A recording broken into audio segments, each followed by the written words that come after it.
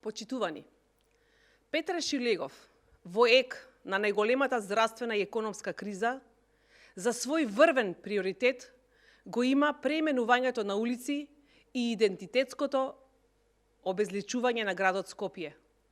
Преименувањето на улиците Шилегов го прави без јавна поширока расправа, шверцерски и преку повреда на правните процедури.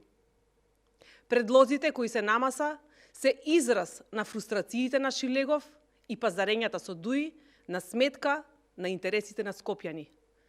Предлозите кои се даваат од страна на Шилегов не се одобрени согласно закон од страна на општините и истите се вратени од страна на владата.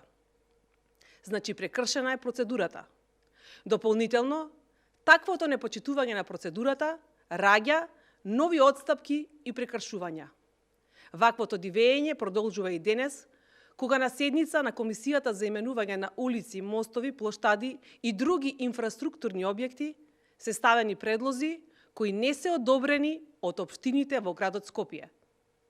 Советничката група на ВМРО-ДПМН во градот Скопје нема да учествува во работата на Комисијата за именување на улици и инфраструктурни објекти и да го легитимира правното насилство во градот, обезличувањето и личните хирови на Шилегов.